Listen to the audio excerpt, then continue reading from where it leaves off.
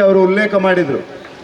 ನಾನು ಇವತ್ತು ಪುತ್ತೂರಿನ ಈ ರೋಡ್ ಶೋ ನೋಡಿದ ನಂತರ, ಈ ಬಿಸಿಲಿನಲ್ಲಿ ನಿಮ್ಮ ಉತ್ಸಾಹವನ್ನು ನೋಡಿದ ನಂತರ ನನಗೆ ವಿಶ್ವಾಸ ಇದೆ, ನರೇಂದ್ರ ಮೋದಿ ಅವರನ್ನು ಗೆಲ್ಲಿಸಲಿಕ್ಕೋಸ್ಕರ, ಹಿಂದುತ್ವವನ್ನು ಉಳಿಸಲಿಕ್ಕೋಸ್ಕರ, ಈ ದೇಶವನ್ನು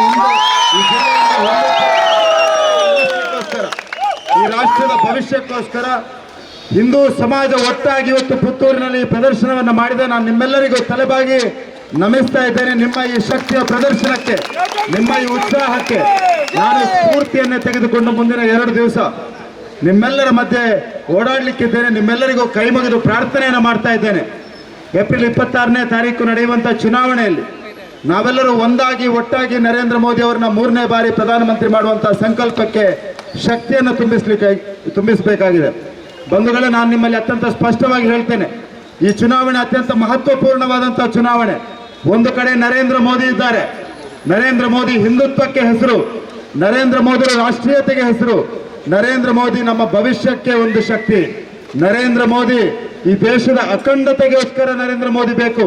ಈ ದೇಶದ ಬಡವರಿಗೋಸ್ಕರ, ರೈತರಿಗೋಸ್ಕರ, ಮಹಿಳೆಯರಿಗೋಸ್ಕರ, ಯುವ ಸಮೂಹದ ಭವಿಷ್ಯಕ್ಕೋಸ್ಕರ ನರೇಂದ್ರ ಮೋದಿ ಬೇಕು. ಮತ್ತೊಂದು ಕಡೆ ಯಾರಿದ್ದಾರೆ ನಮಗೆ ಗೊತ್ತಿಲ್ಲ, ಮತ್ತೊಂದು ಕಡೆ ಯಾರಿದ್ದಾರೆ ಅಂತ.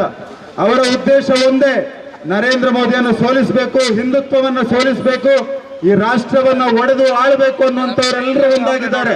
ನಮ್ಮ ಜಿಲ್ಲೆಯಲ್ಲಿಯೂ ಕೂಡ ಇವತ್ತು SDP ಅವರ ಹತ್ರ ಕೇಳಿದ್ರೆ ಅವರು ನಮ್ಮ ಅಭ್ಯರ್ಥಿ ಅಂತ ಹೇಳ್ತಾರೆ, ಕಮ್ಯುನಿಸ್ಟ್ ಪಾರ್ಟಿ ಹತ್ರ ಕೇಳಿದ್ರೆ ನಮ್ಮ ಅಭ್ಯರ್ಥಿ ಅಂತ ಹೇಳ್ತಾರೆ, ಕಾಂಗ್ರೆಸ್ನವರ ಹತ್ರ ಕೇಳಿದ್ರೆ ಇದು SDP ಅಭ್ಯರ್ಥಿಯ ಕೈಯ ಅಭ್ಯರ್ಥಿ ಅಂತ ಗೊತ್ತಿಲ್ಲ, ಇದು SDP ಕೈ ಅಭ್ಯರ್ಥಿ ಅಂತ ಹೇಳುವಂತ ಪರಿಸ್ಥಿತಿಯಲ್ಲಿ ಕಾಂಗ್ರೆಸ್ ಇದೆ. ಅತ್ಯಂತ ಸ್ಪಷ್ಟವಾಗಿ ಏಪ್ರಿಲ್ 26ನೇ ತಾರೀಕಿಗೆ ನಾವೆಲ್ಲ ಒಂದಾಗಿ ಒಟ್ಟಾಗಿ ಹಿಂದುತ್ವಕ್ಕೋಸ್ಕರ, ಈ ರಾಷ್ಟ್ರದ ಭವಿಷ್ಯಕ್ಕೋಸ್ಕರ ನರೇಂದ್ರ ಮೋದಿಯನ್ನು 3ನೇ ಬಾರಿ ಪ್ರಧಾನಮಂತ್ರಿ ಮಾಡಲಿಕ್ಕೋಸ್ಕರ ನನ್ನ ಕ್ರಮ ಸಂಖ್ಯೆ, ಕಮಲದ ಹೂವಿನ ಗುರುತಿನ ಕ್ರಮ ಸಂಖ್ಯೆ 3 ನಂಬರ್ಗೆ ನಾವೆಲ್ಲ ಒಂದಾಗಿ ಒಟ್ಟಾಗಿ ಹೋಗಿ ಮತದಾನವನ್ನು ಮಾಡಬೇಕಾಗಿದೆ. ಈ ಬಾರಿ ನಮ್ಮ ಆಯ್ಕೆ 3, ನರೇಂದ್ರ ಮೋದಿಯನ್ನು 3ನೇ ಬಾರಿ ಪ್ರಧಾನಮಂತ್ರಿ ಮಾಡಲು ನಮ್ಮ ಆಯ್ಕೆ 3. ನಾವೆಲ್ಲ ಆ ಪುತ್ತೂರು ಮಹಾಲಿಂಗೇಶ್ವರನಲ್ಲಿ ಪ್ರಾರ್ಥನೆಯನ್ನು ಮಾಡೋಣ. ಈ ಚುನಾವಣೆಯಲ್ಲಿ ಪುತ್ತೂರಿನಲ್ಲಿ ಒಂದು ಐತಿಹಾಸಿಕ ಜಯವನ್ನ, ಹಿಂದೂ ಸಮಾಜದ ಶಕ್ತಿಯನ್ನು ತೋರಿಸುವಂತ ಕೆಲಸವನ್ನು ಮಾಡೋಣ ಅಂತ ಪ್ರಾರ್ಥನೆ ಮಾಡ್ತಾ, ಆ ಪುತ್ತೂರು ಮಹಾಲಿಂಗೇಶ್ವರನಲ್ಲಿ ನಾನು ಪ್ರಾರ್ಥನೆಯನ್ನು ಮಾಡೋದು, ನಾವೆಲ್ಲ ಒಂದು ಮನಸ್ಸಿನಿಂದ ಏಪ್ರಿಲ್ 26ನೇ ತಾರೀಕಿನ ಚುನಾವಣೆ ದಿವಸ 7 ಗಂಟೆಗೆ ಬೂತ್ ಓಪನ್ ಆಗುವಂತಹ ಸಂದರ್ಭದಲ್ಲಿ ದೊಡ್ಡ ಸಂಖ್ಯೆಯಲ್ಲಿ ಬಂದು, ವಿಶೇಷವಾಗಿ ತಾಯಂದಿರು, ನಿಮ್ಮ ಉತ್ಸಾಹವನ್ನು ನೋಡುವಾಗ ನನಗಂತೂ ಹೊಸ ಶಕ್ತಿ ಬರ್ತಾ ಇದೆ, ಹೊಸ ಸ್ಫೂರ್ತಿ ಬರ್ತಾ ಇದೆ. ತಾಯಂದಿರಲ್ಲನ್ನು ವಿಶೇಷವಾದ ಪ್ರಾರ್ಥನೆಯನ್ನು ಮಾಡೋದು. ನಿಮ್ಮ ಆಶೀರ್ವಾದ ನರೇಂದ್ರ ಮೋದಿಗೆ ಬೇಕು, ನಿಮ್ಮ ಪ್ರಾರ್ಥನೆ ನರೇಂದ್ರ ಮೋದಿಗೆ ಬೇಕು. ನೀವೇ ನರೇಂದ್ರ ಮೋದಿಗೆ ರಕ್ಷಾ ಕವಚ. ಆ ನವದುರ್ಗೆಯರು ಯಾವ ರೀತಿಯಲ್ಲಿ ನರೇಂದ್ರ ಮೋದಿಗೆ ರಕ್ಷಾ ಕವಚದ ರೀತಿಯಲ್ಲಿ ಇದ್ದಾರ, ಹಾಗೆ ತಾಯಂದಿರು ನರೇಂದ್ರ ಮೋದಿಗೆ ರಕ್ಷಾ ಕವಚದ ರೀತಿಯಲ್ಲಿ ಏಪ್ರಿಲ್ 26ನೇ ತಾರೀಕು ಬೂತ್ನಲ್ಲಿ ಮೊದಲಿಗೆ ಬಂದು ಮತದಾನವನ್ನು ಮಾಡಿ ನರೇಂದ್ರ ಮೋದಿಗೆ ಆಶೀರ್ವಾದವನ್ನು ಮಾಡಬೇಕು.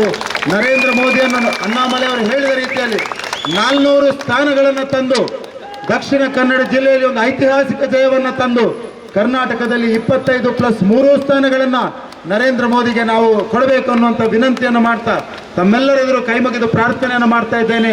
ನಿಮ್ಮ ವಿಶ್ವಾಸವನ್ನು ಉಳಿಸಿಕೊಳ್ಳುವ ಕೆಲಸವನ್ನು ಮಾಡ್ತೇನೆ. ಈ ಜಿಲ್ಲೆಯ ಕಾರ್ಯಕರ್ತರ ಧ್ವನಿ ಆಗ್ತೇನೆ.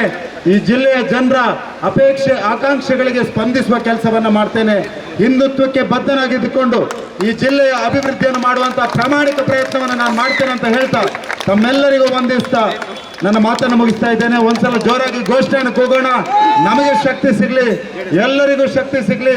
ಹಿಂದುತ್ವದ ಭದ್ರಕೋಟೆ ಹೌದಾ ಅಲ್ವಾ ಅನ್ನುವಂಥ ಸಂಶಯ ಇದ್ದವರಿಗೆ ಈ ಸಂದೇಶ ಪುತ್ತೂರಿನ ನೆಲದಿಂದ ಹೋಗುವಂತ ಎಲ್ಲರೂ ಮುಷ್ಟಿಬಿಗಿ ಹಿಡಿದು ಜೋರಾಗಿ ಘೋಷಣೆಯನ್ನು ಕೂಗೋಣ. ಭಾರತ್ ಮಾತಾ ಕಿ, ಭಾರತ್ ಮಾತಾ ಕಿ, ಜೈ ಶ್ರೀರಾಮ್, ಜೈ ಶ್ರೀರಾಮ್.